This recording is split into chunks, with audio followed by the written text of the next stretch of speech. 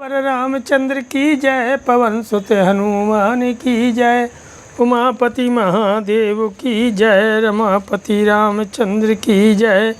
श्रीमद् वाल्मीकि रामायण उत्तरकांडो के 25 एवं 26वें सर्ग में सतुदत्त्वा दशग्रीवो बलं घोरं खरस्य तत् भगनीं सा स्वास्वरिष्टा स्वस्थतरोऽभवत्। ततो निकुम्भिला नाम लङ्कोपवनमुत्तमं तर्जराक्षेन्द्रो बलवान् विवेशशानुगः। ततो यूपशताकीर्णं सोमश्चैत्योपशोभितं ददर्शिष्टितं यज्ञं श्रिया सम्प्रज्वलन्निवो। तथा कृष्णाजिन्धरं कमण्डलुशिखाध्वजं ददर्श स्वसुतं तत्र मेघनादं भयावहं। तं समासादलङ्केशः परिष्वज्याथिरबाहुभिः अब्रीति किमिदं वत्स वर्तसे ब्रूहि तत्त्वतः। उष्णा त्वब्रवीति तत्र यज्ञसम्पत्समृद्धये रावणं राक्षसश्रेष्ठं द्विजश्रेष्ठो महातपः। खर को राक्षसों की भयंकर सेना देकर और बहन को धीरज बंधाकर रावण बहुत ही प्रसन्न और सचित्त हो गया। इसके बाद बलवान राक्षस राज रावण लंका के नुकुम्भिला नामक उत्तम उपवन में गया। उसके साथ बहुत से सेवक भी थे। रावण अपनी शोभा एवं तेज से अग्नि के समान प्रज्वलित हो रहा था। उसने नुकुम्भिला में पहुंचकर देखा एक यज्ञ हो रहा है जो सैकड़ों यूपों से व्याप्त और सुंदर देवालयों से शोभित है। फिर वहाँ उसने अपने पुत्र मेघनाद को देखा जो काला मृगचर्म पहने हुए था, कमंडलु शिखा और ध्वज धारण किए बड़ा भयंकर जान पड़ता था। उसके पास पहुंचकर लंकेश्वर ने अपनी भुजाओं द्वारा उसका आलिंगन किया और पूछा, बेटा यह क्या कर रहे हो, ठीक ठीक बताओ। मेघनाद यज्ञ के नियमानुसार मौन रहा। उस समय पुरोहित महातपस्वी द्विजश्रेष्ठ शुक्राचार्य ने जो यज्ञ संपत्ति की समृद्धि के लिए वहां आए थे, राक्षस श्रोमणी रावण से कहा कि हम आख्यामि ते राजस श्रूयतां सर्वमेव ततो यज्ञास्ते सप्तपुत्रेणो प्राप्तास्ते बहुविस्त्रा अग्निष्टोमस्मेघस्य यज्ञो बहुषुवर्णकः राजसूय तथा यज्ञो गोमेधो वैष्णवस्तथा माहेश्वरे प्रवृत्ते तु यज्ञे पुंभिः सुदुर्लभे वरांस्ते लब्धवान् पुत्रः साक्षात् पशुपतेर्हो कामगं स्यन्दनं दिव्यमन्तरिक्षचरं ध्रुवं मायां च तां शीं नाम यया सम्पद्यते तमः। एतया किल संग्रामे माया राक्षसेश्वरो प्रयुक्तया गतिः शक्या नहि अज्ञातुं सुरासुरैः अक्षया विशुद्धि बाणैः चापं चापि सुदुर्जयम् अस्त्रं च बलवद्राजन् शत्रुविध्वंसनं रणे। एतान् सर्वान् वरान् लब्ध्वा पुत्रस्तेयं दशाननो अद्य यज्ञसमाप्तौ च त्वां दिद्रक्षन् स्थितो ह्यं। ततो ब्रवीद दशग्रीवो न शोभनमिदं कृतं पूजितः शत्रवो यस्माद्द्रव्यैरिन्द्रपुरोगमः। इदानीं कृतं यद्धि सुकृतं तन्न संशयः आगच्छ सौम्य गच्छामः स्वमेव भवनं प्रति। हे राजन, मैं सब बातें बता रहा हूँ, ध्यान देकर सुनिए। आपके पुत्र ने बड़े विस्तार के साथ साथ यज्ञों का अनुष्ठान किया है। अग्निष्टोम अश्वमेध बहु सुवर्णक राजसूय गोमेध था वैष्णव 6 यज्ञ पूर्ण करके जो उसने 7वां माहेश्वर यज्ञ जिसका अनुष्ठान दूसरों के लिए अत्यंत दुर्लभ है आरंभ किया, तब आपके इस पुत्र को साक्षात भगवान पशुपत से बहुत से वर प्राप्त हुए। साक्षी इच्छानुसार चलने वाला एक दिव्य आकाशचारी रथ भी प्राप्त हुआ है। इसके सिवा तामसी नाम की माया उत्पन्न हुई है जिससे अंधकार उत्पन्न किया जाता है। रे राक्षसेश्वर संग्राम में इस माया का प्रयोग करने पर देवता असुरों को भी प्रयोग करने वाले पुरुष की गतिविधि का पता नहीं लग सकता। हे राजन, बाणों से भरे हुए 2 अक्षय तर्कस अटूट धनुष तारण भूमि में शत्रु का विध्वंस करने वाला प्रबल अस्त्र इन सब की प्राप्ति हुई है। हे दशानन, तुम्हारा यह पुत्र इन सभी मनोवांछित वरों को पाकर आज यज्ञ की समाप्ति के दिन तुम्हारे दर्शन की इच्छा से यहाँ खड़ा है। ये सुनकर के दशग्रीव ने कहा, बेटा तुमने यह अच्छा नहीं किया है, क्योंकि इस यज्ञ संबंधी द्रव्यों द्वारा मेरे शत्रु भूत इंद्र आदि देवताओं का पूजन हुआ है। असु जो कर दिया सो अच्छा ही किया, इसमें संदेह नहीं है। सौम्य अब आओ चलो हम लोग अपने घर को चलें। ततो गत्वा दशग्रीवा सपुत्रः सविभीषणः स्त्रियो वितारयामाशो सर्वास्तापास्पगदगदः लक्षण्यो रत्नभूताश्च देवदानौ रक्षसां तस्ताशु मतिं ज्ञात्वा धर्मात्मा वाक्यमब्रवीत्। ईदृशैस्त्वं समाचारय्यसोऽर्थकुलरासनै दर्शनं प्राणनां ज्ञात्वा स्वमतेन विशेष्टसे सती ज्ञातिस्तान् दर्शयित्वेमास्त्वया नीता वराङ्गना त्वामतिक्रम्य मधुना राजन् कुम्भीनशीर्ता। रावणस्त्वब्रवीद्वाक्यं नावगच्छामि किं त्वदं कोऽयं यस्त्वया ख्यातो मधुरित्येव नामतः। विभीषणस्तु संक्रुद्धो भ्रातरं वाक्यमब्रवीत् श्रूयतामश्पापश्व कर्मणः फलमागतं। मातामहस्यो अस्माकं ज्येष्ठो भ्राता सुमालिनः मालवान् इति विख्यातो वृद्धः प्राज्ञो निशाचरः। पिता ज्येष्ठो जनन्यानो हस्माकं चायको भवत् तस्कुम्भीनशी नाम दुहितुर्दुहिता भवतो। मात्र स्वसुरथास्माकं सा च कन्यानलोद्भवा भवत्यस्माकमेवैका भ्रातॄणां धर्मतः स्वतः। इसके बाद दशग्रीव ने अपने पुत्र विभीषण के साथ जाकर पुष्पक विमान से उन सब स्त्रियों को उतारा जिन्हें हरा कर ले आया था। वे अब भी आंसू बहाती हुई गदगद कंठ से विलाप कर रही थीं। वे उत्तम लक्षणों से शोभित होती थीं और देवताओं दानवों तथा राक्षसों के घर की पतिरत्न थीं। उनमें रावण की आसक्ति जानकर धर्मात्मा विभीषण ने कहा, हे राजन, ये आचरण यश धन और कुल का नाश करने वाले हैं। इनके द्वारा जो प्राणियों को पीड़ा दी जाती है उससे बड़ा पाप होता है। इस बात को जानते हुए भी आप सदाचार उल्लंघन करके स्वेच्छाचार में प्रवृत्त हो रहे हैं। महाराज, इन बेचारी अबलाओं के बंधु बांधवों को मारकर आपने हर लाए हैं और इधर आपका उल्लंघन करके आपके सिर पर लात रखकर मधु ने मौसेरी बहन कुंभीनसी का अपहरण कर लिया। रावण बोला, मैं नहीं समझता कि तुम क्या कह रहे हो। जिसका नाम तुमने मधु बताया है वह कौन है?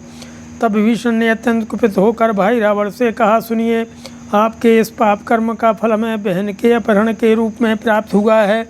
हमारे नाना शुमाली के जो बड़े भाई माल्यवान नाम से विख्यात बुद्धिमानों बड़े बूढ़े निशाचर हैं, वे हमारी माता के किसी के ताऊ हैं।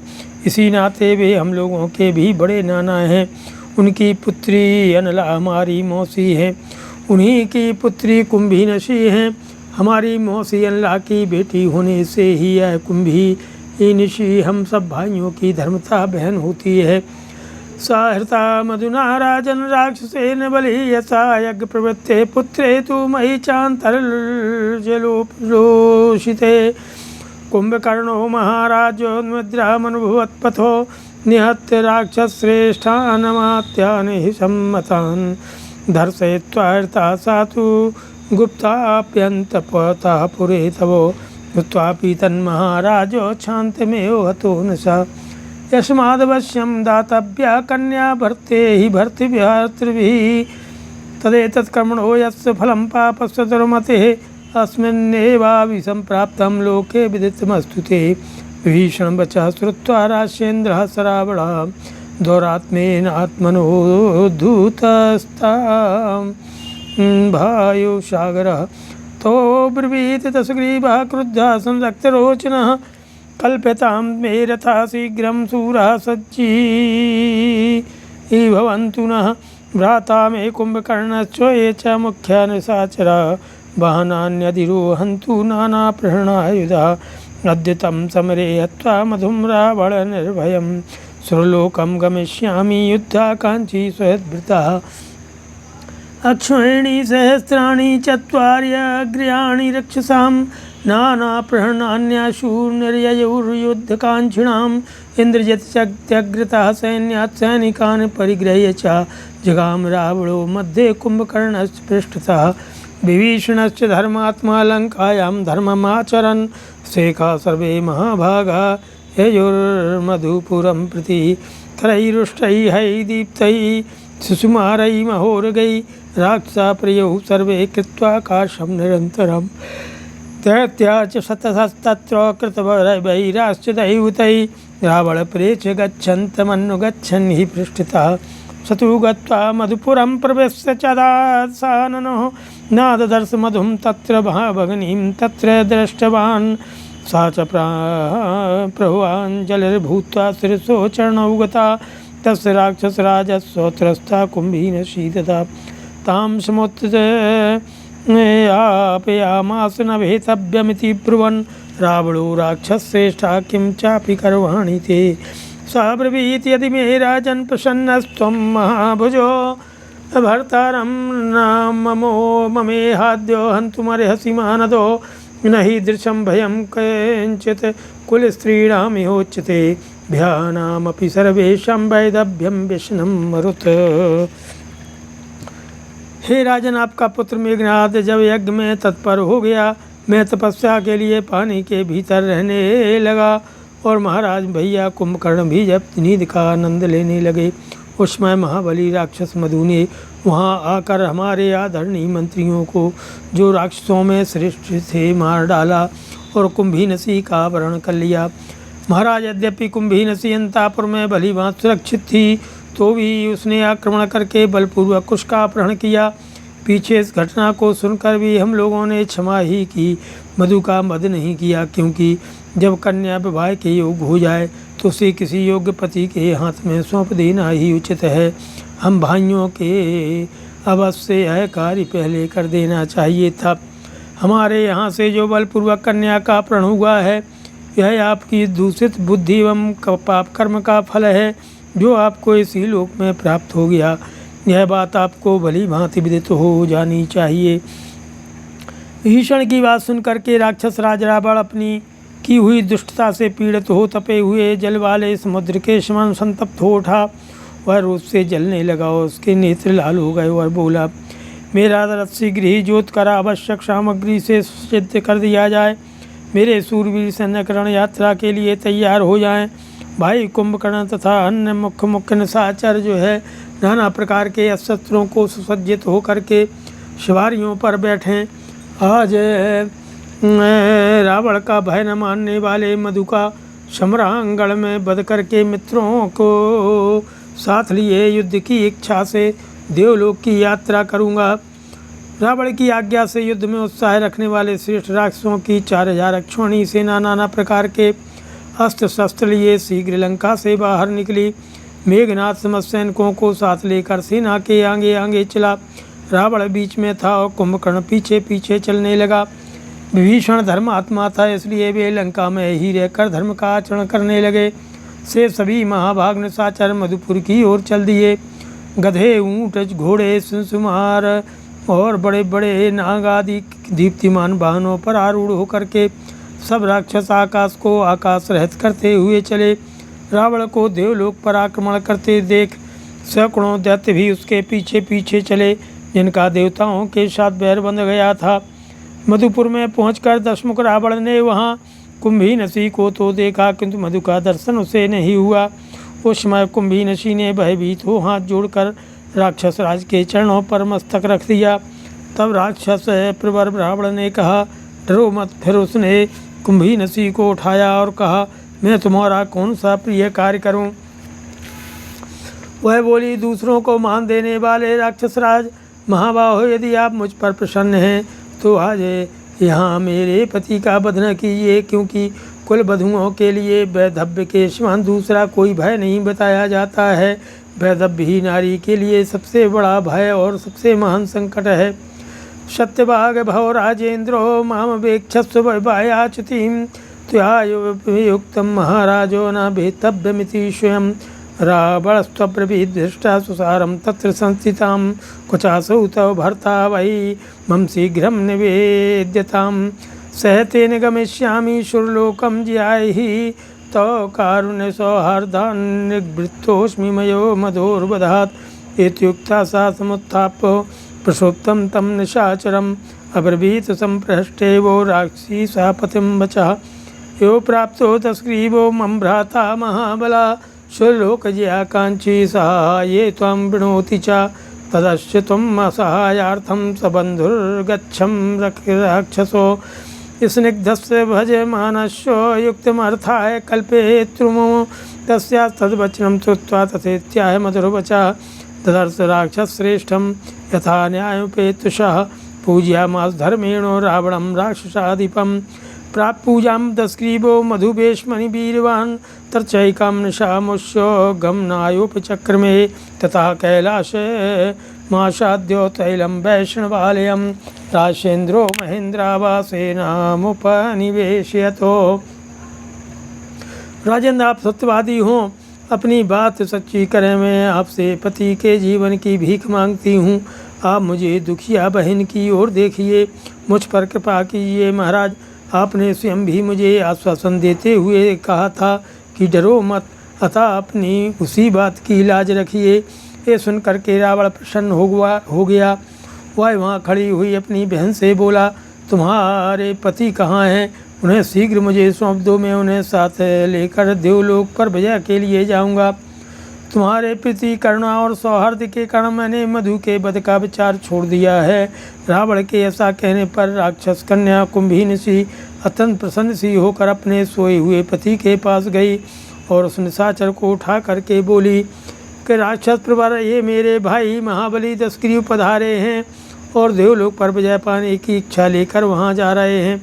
इस कार्य के लिए ये आपको भी सहायक बनाना चाहते हैं, अतः आप अपने बंधु बांधवों के साथ इनकी सहायता के लिए जाइए। मेरे नाते आप पर इनका स्नेह है, आपको जामाता मान कर ये आपके प्रति अनुराग रखते हैं, अतः आपको इनके कार्य की सिद्धि के लिए अवश्य सहायता करनी चाहिए। पत्नी की बात सुनकर मधु ने तथास्तु कहकर सहायता देना स्वीकार कर लिया। फिर वह न्यायोचित रीत से निकट जाकर निशाचर शिरोमणि राक्षस राज रावण से मिलकर उसने धर्म के अनुसार उसका स्वागत सत्कार किया।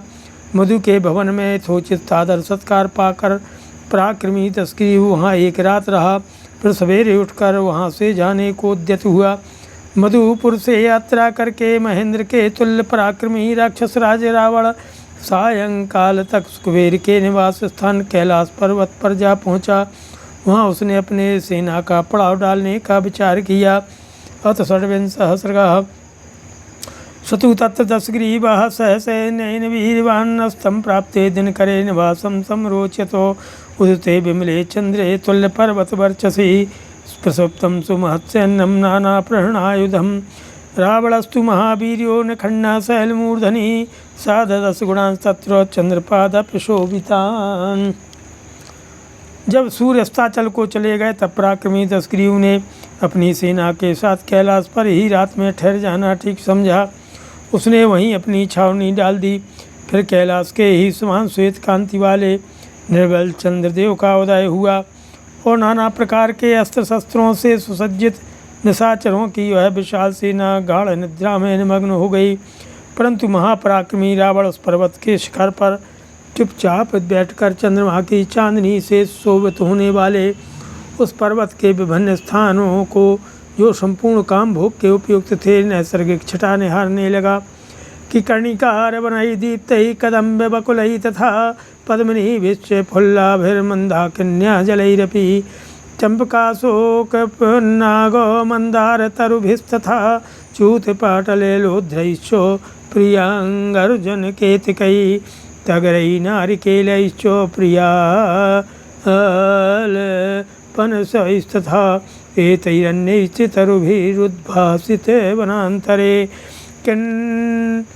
किन्नरामदनेनार्ता रक्ता मधुरकण्ठिनः शमं सम्प्रजय गुरुर्यत्र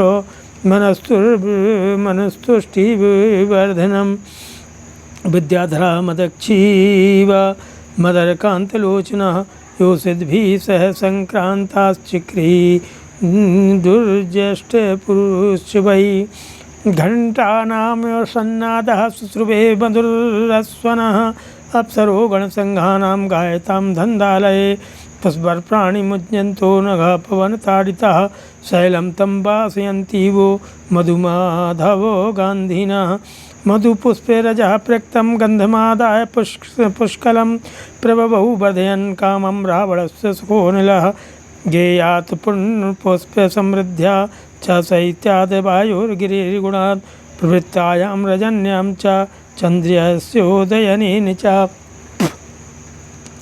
रावणः स महावीर्यः कामस्य वशमागतः विनेश्वस्य शशिनं संवैक्षतो। एतस्मिन्नन्तरे तत्र दिव्याभरणभूषिता सर्वाप्सरोवरारम्भा पूर्णचन्दनभानना दिव्यचन्दनलिप्ताङ्गी मन्दारकृतमूर्ध्जा दिव्योत्सवकृतारम्भा दिव्यपुष्पविभूषिता चक्षुर्मनोहरं पीनं मेखलादामभूषितं समुद्वहन्तीं जगनं रतिवा प्राभृतमुत्तमं कृतैर्विशेषकैराद्रैः षडर्तुर्कुसुमोद्भवैः भवावन्यतमेघश्री कान्तिश्रीयुद्युतिकीर्तिभिः। नीलं सतोषमेधावं वस्त्रं समवगुण्ठिता यस्सा वक्त्रं ससिनिवं भ्रूः चापि निभेशवे ऊरुकरिकराकारौ करौ पल्लवकोमलौ शयनमध्ये न गच्छन्ति रावणेनोपलक्षिता। कहीं कनेर के दीप्तिमान कानन शोभा पाते थे, कहीं कदम्ब और बकुल मौलश्री वृक्षों के समूह अपनी रमणीयता बिखेर रहे थे, कहीं मंदाकिनी के जल से भरी हुई और प्रफुल्ल कमलों से अलंकृत पुष्करणियाँ शोभा दे रही थीं, कहीं चंपा अशोक पुन्नांगना अंकेशर मंदार आम पाखर लोध प्रियंगु अर्जुन के तगर नारियल प्रियाल और पनस आदि वृक्ष अपने पुष्पादि की शोभा से पर्वत शिखर के वन प्रांत को उद्भासित कर रहे थे। मधुर कंठ वाले कामार्थ किन्नर अपनी कामनियों के साथ वहाँ राग युक्त गीत गा रहे थे, जो कानों में पढ़कर मन का आनंद वर्धन करते थे। जिनके नेत्र प्रांत मद से कुछ लाल हो गए थे, वे मदमत विद्याधर युवतियों के साथ क्रीड़ा करते और हर्षमग्न होते थे। वहाँ से कुबेर के भवन में गाती हुई अप्सराओं के गीत की मधुर ध्वनि और घंटा नाद के समान सुनाई पड़ती थी। बसंत ऋतु के सभी पुष्पों की गंध से युक्त वृक्ष हवा के थपेड़े खाकर फूलों की वर्षा करते हुए उस समूचे पर्वत को सुवासित कर रहे थे। विविध कुसुमों के मधुर मकरंद तथा परागशय मिश्रित प्रचुर सुगंध लेकर मंद मंद बहती हुई सुखद वायु रावण की काम वासना को बढ़ा रही थी। संगीत की मीठी तान भांति भांति के पुण्यों की समृद्धि, शीतल वायु का स्पर्श, पर्वत के आकर्षक गुण, रजनी की मधुबेला और चंद्रमा का उदय, उद्दीपन के इन सभी उपकरणों के कारण वह महापराक्रमी रावण काम के अधीन हो गया और बारंबार लंबी सांस खींचकर चंद्रमा की ओर देखने लगा। इसी बीच में समस्त अप्सराओं में श्रेष्ठ सुंदरी पूर्ण चंद्रमुखी रंभा दिव्यवस्था भूषणों से विभूषित हो उस मार्ग से आ निकली। उसके अंगों में दिव्य चंदन का अनुलेप लगा था और केस पास में पारिजात के पुष्प गुथे हुए थे। दिव्य पुष्पों से अपना श्रृंगार करके वह प्रिय समागम रूप दिव्य उत्सव के लिए जा रही थी। मनोहर नेत्रता कांची की लड़ियों से विभूषित पीन जघन स्थल को वह रति के उत्तम उपहार के रूप में धारण किए हुए थी। उसके कपोल आदि पर हरि चंदन से चित्र रचना की गई थी। वह 6 ऋतुओं में होने वाले नूतन पुष्पों के आर्द्रहारों से विभूषित थी और अपनी अलौकिक कांति शोभा द्युति एवं कीर्ति से युक्त हो उस समय दूसरी लक्ष्मी के समान जान पड़ती थी। उसका मुख चंद्रमा के समान मनोहर था और दोनों सुंदर भौहें कमान सी दिखाई देती थीं। वह सजल जलधर के समान नीले रंग की ही साड़ी से अपने अंगों को ढके हुए थी। उसकी जांघों का उतार चढ़ाव हाथी की सूंड के समान था। दोनों हाथ ऐसे कोमल थे मानो नए नए पल्लव हों। वह सेना के बीच से होकर जा रही थी अतः रावण ने उसे देख लिया।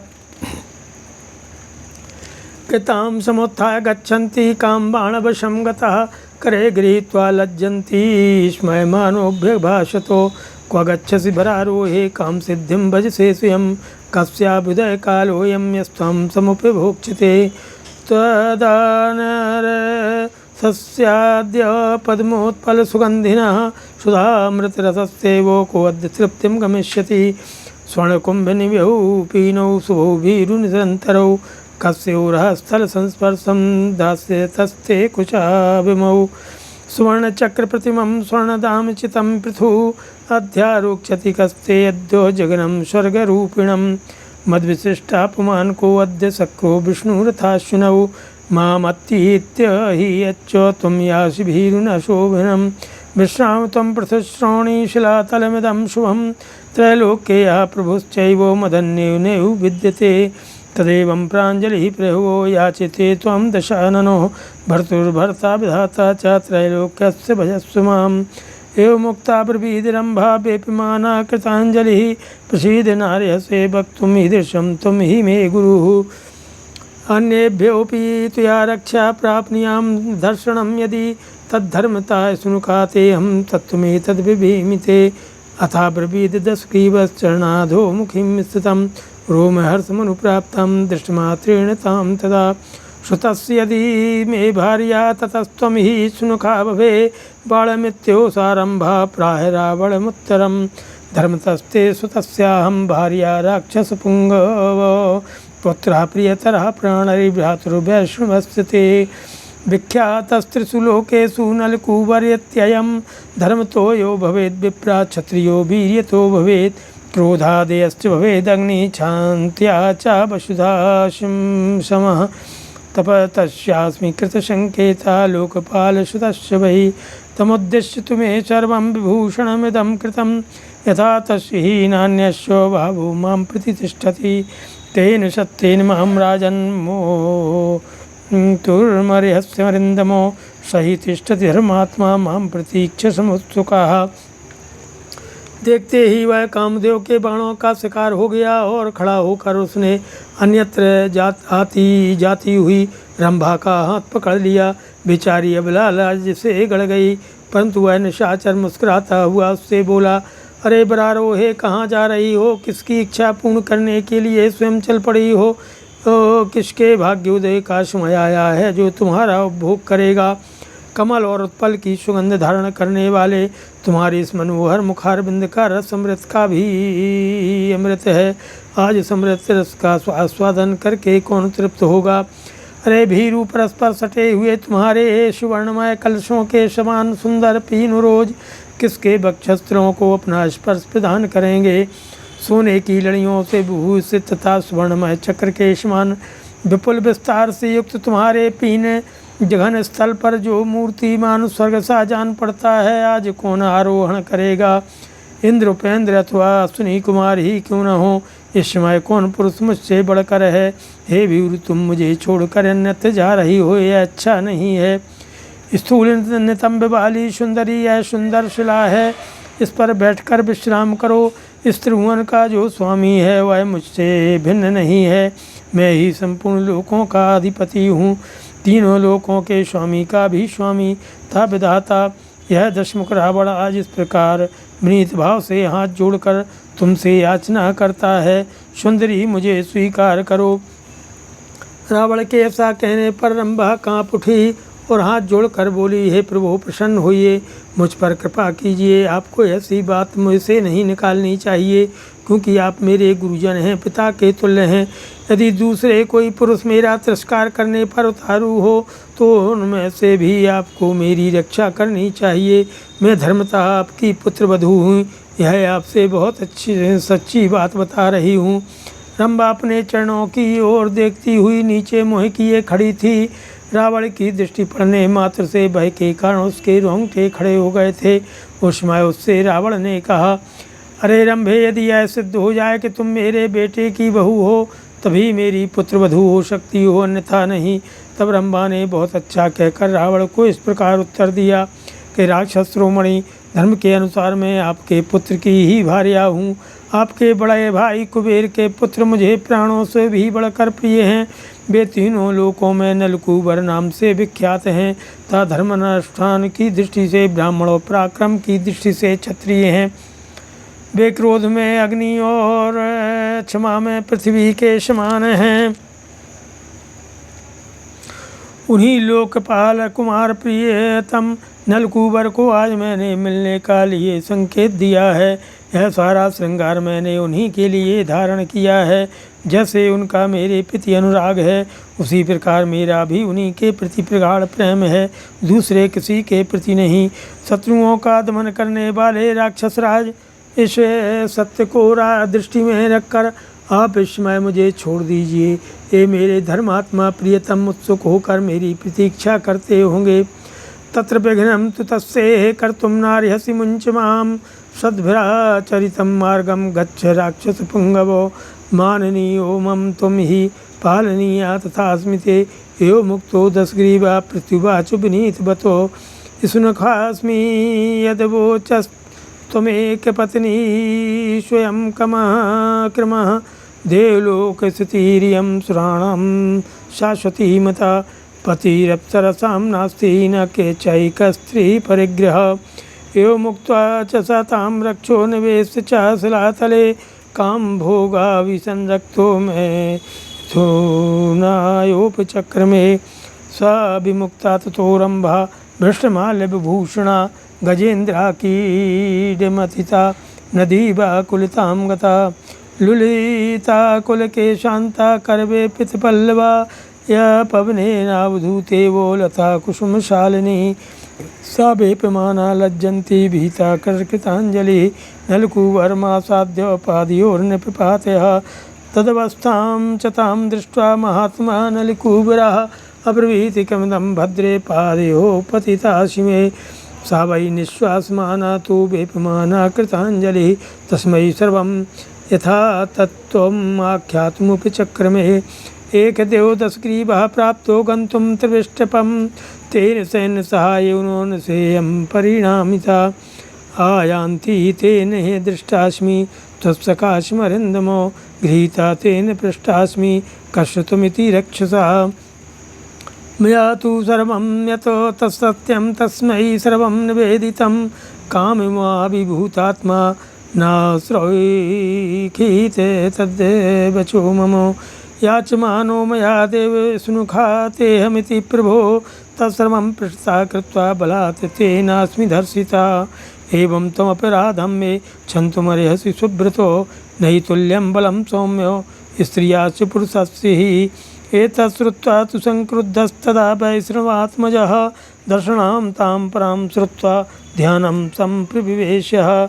ततः कर्म विज्ञाय तदा वैष्णवात्मजः, मुहूर्तात् क्रोधतां राक्षस तोयं जग्राह पाणिनाम।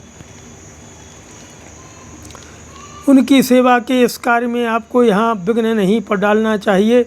मुझे छोड़ दीजिए राक्षस राजा, पुरुषों द्वारा आचरित धर्म के मार्ग पर चलिए। आप मेरे माननीय गुरुजन हैं, अतः आपको मेरी रक्षा करनी चाहिए। ये सुनकर दशग्रीव ने उसे नम्रतापूर्वक उत्तर दिया, अरे रंभे, तुम अपने को जो मेरी पुत्र वधू बता रही हो वह ठीक नहीं जान पड़ता। वह नाता रिश्ता उन स्त्रियों के लिए लागू होता है जो किसी एक पुरुष की पत्नी हो। तुम्हारे देवलोक की तो स्थिति ही दूसरी है। वहाँ सदा से ही यही नियम चला रहा है कि अप्सराओं का कोई पति नहीं होता। वहाँ कोई एक स्त्री के साथ विवाह करके नहीं रहता है। ऐसा कहकर उस राक्षस ने रंभा को बलपूर्वक शिला पर बैठा लिया और काम भोग में आसक्त हो उसके साथ समागम किया। उसके पुष्पहार टूट कर गिर गए, सारे आभूषण अस्त व्यस्त हो गए। उपभोग के बाद रावण ने रंभा को छोड़ दिया। उसकी दशा उस नदी के समान हो गई जिसे किसी गजराज ने क्रीड़ा करके मत डाला हो। वह अत्यंत व्याकुल हो उठी। बेड़ी बंद टूट जाने से उसके खुले हुए केशवा में उड़ने लगे। उसका श्रृंगार बिगड़ भी गया, कर पल्लव कांपने लगे। वह ऐसी लगती थी मानो फूलों से शोभित होने वाली किसी लता को झपावा ने झकझोर दिया हो। लज्जा और भय से कांपती हुई वह नलकूबर के पास गई और हाथ जोड़कर उनके पैरों पर गिर पड़ी। रंभा को इस अवस्था में देखकर महामना नलकूबर ने पूछा, भद्रे, क्या बात है? तुम इस तरह मेरे पैरों पर क्यों पड़ी हो?